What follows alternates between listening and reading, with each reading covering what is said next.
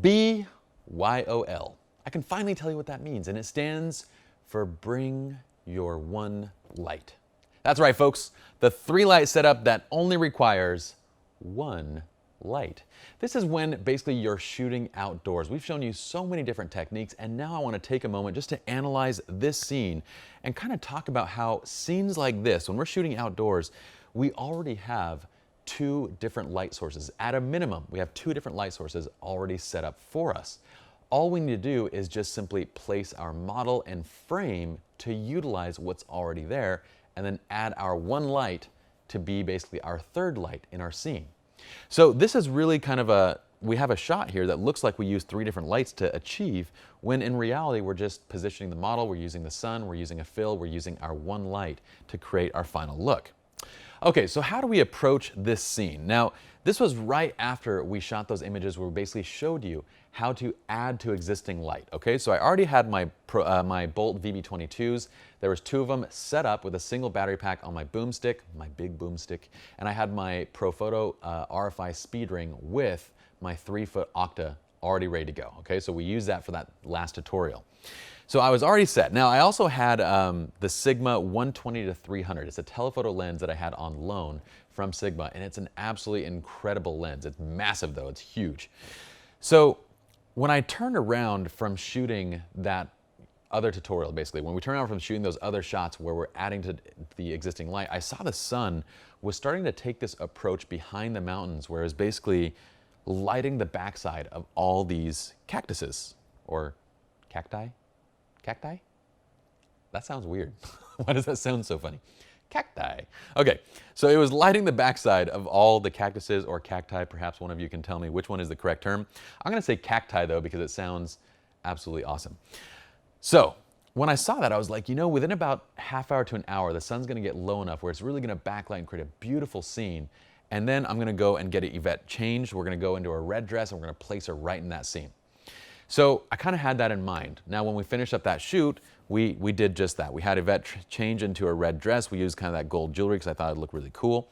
Had her stand out in the middle of the cacti, and then I put the 120-300 millimeter lens onto my 5D Mark III. Now, you don't have to use that lens. If you have a 7200 like this one, this is the Canon 7200, or if you have a Tamron 7200, you can use that. Zoom in at 200 millimeters is going to give you a very similar effect. But why did I want to zoom in to 200 millimeters? Or 300 on that one? Well, my composition, basically, if we go to composition and attributes, the first thing that I wanted was to compress all of the cacti in that scene up close to the model. I wanted to pull that background in, or at least have that illusion of that effect. Remember that kind of, you know, a telephoto kind of creates that look where the background is going to be closer to the model. And it's not actually a telephoto, it's the distance that you are from the subject. So the distance that you are from the subject when you shoot the shot is what actually is creating that effect. But let's not get into the technical. Let's just say that a telephoto gives you a great compression effect on the background. So I'm standing really, really, really far away from our subject. I'm like 50 to 100 feet maybe from Yvette, zoomed in at 300 millimeters, and I have this beautiful composition right here where I want her smack dab in the middle of the frame, just commanding this scene. She's like my cacti goddess, if you will. I like that word. That's even, if there were a better word than cacti, it would be cacti goddess. That's a better word than cacti, or a better phrase. Okay, so as far as my camera settings or the attributes that I need for this particular shot is I wanted to stop down the aperture, because zooming in at 300 millimeters means that if I'm shooting at f2.8, which that lens can shoot at f2.8, it's ridiculously large in its front opening. But if I were to shoot at f2.8, not only are we going to smush the entire background into complete oblivion, it also is going to require me to have a high-speed sync or a neutral density filter. I don't have a neutral density filter that would cover that large of a lens opening. That was massive. And I was using the B.O.L VB22s on my Profoto RFI speed ring. So all I have is my pocket wizards that are triggering everything manually, right? So I don't have high-speed sync. Okay, so I used f7 because that got me to my sync speed. Now looking back on the image after I got it into post, I should have gone to like f11 or f14 even to get more background, because the background was awesome, it was fantastic. And I like it with a little bit of blur to it, but I almost find that there's too much blur. I want to see more of that detail. But anyway, that's neither here nor there. We always look at things in hindsight. It's hard to see, you know, on the back of your screen what the background actually looks like. And so it's always a good idea, when you're shooting an image like this, shoot it at a couple different aperture settings so that when you get it into post, you can choose your favorite. But that's just kind of one of those things that you realize in hindsight. So at 7.1, we get a great sharpness. We get more depth of field in the background. Our synchronization is now okay because we're now at 1/200 of a second. And we're shooting at ISO 50, by the way. So I'm again using my ISO just to drop down to 50. So that way we can, again, just lower the ambient just a little bit while keeping our sync speed of 1/200 of a second. Ambient light exposure looked great. Again, I'm shooting kind of down on her just a little bit so that I'm not getting any of the sky behind her. So I'm leaving that ambient background just kind of nice and exposed for the highlights. So we're not blowing out any of the highlights, and we're letting the shadows kind of be shadows. So it looked great. And I wasn't, exposing for any sky, so I just kind of left it right there. So it looked fantastic. The existing light. Okay, so let's talk about the light and the direction, okay? So how we end up choosing this shot. Well, I shot the first image, so I'm always gonna take my test shot, right? My test shot right here.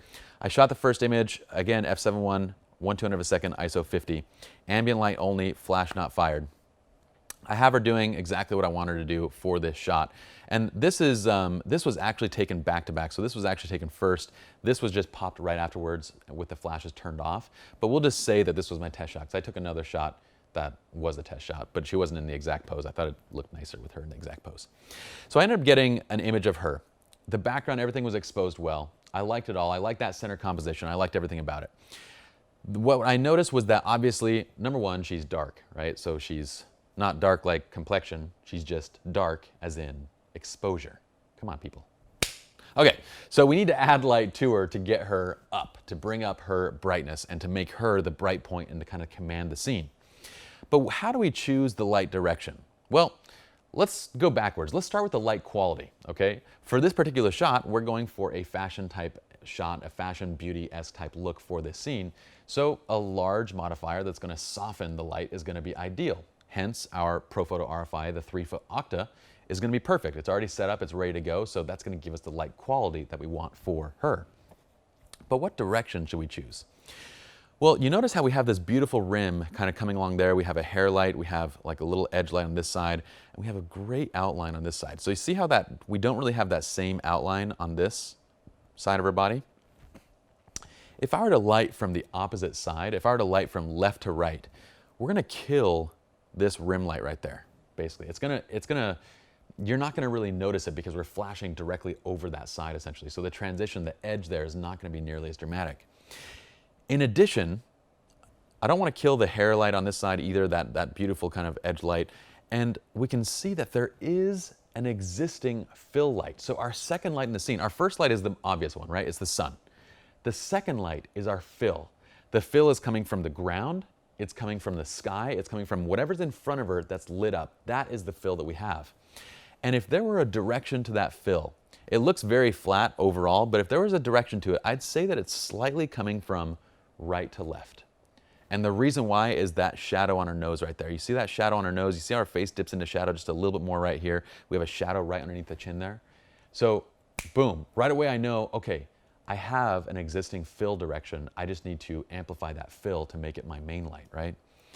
So then I bring the ProPhoto RFI octa just right off to the right side. We have it on our boomstick, our big boomstick, and we give it a big boom. So with this kind of a shot, we're gonna light from the right side. The octa is held just out of frame, and what's beautiful about this is I can have that so close to the subject, right? I can bring that light just directly in. You're gonna need at least 250 up to 500 watt seconds of light for a shot like this, depending on. So what we're saying is that you're gonna need at least 1 medium strobe up to 2 medium strobes to get enough light on her, depending on 1, the modifier that's being used, and on 2, did I do 1? Yeah. 1, the modifier being used, and 2, the distance of that modifier to your subject, okay? So we get this beautiful look. We're shooting at 6,000 degrees Kelvin. Again, I like that. I generally like to start off warmer because it's typically the way that my style, my images like to go in post. So I start off at 6,000 Kelvin. It looks great. I don't need to do anything to it. Framing, we put the model dead center because we want her to command that entire scene. We want her to draw attention and just make this dead and threatening desert scene just come alive. And so that's kind of the whole concept to it. She's my cacti goddess, for goodness sake. So we gotta put her in the middle because a goddess cacti goddess belongs in the middle of a picture. I don't know. Okay. Next, analyze, watch the shadows and the highlights and reflected light coming off of bright clothing and jewelry. So you can see actually on both these shots, it's a little bit easier to see on the shot on the left that the sun is actually bouncing off of her dress and providing like a red fill. Not providing because it's not something that we want, but it's giving us a red fill on her arm right there. That's something that we're gonna have to fix in Photoshop unless you can move her body into a position where it still looks good and we don't have that on there. You can bring the hands up or whatever, but I like this pose. I like the casualness of it. And so I wanted to leave her arm there and slightly behind her body, which is just gonna give us that red light there. But just keep that in mind and just know that you'll have to fix stuff like that in Photoshop. You'll kind of do skin corrections and whatnot.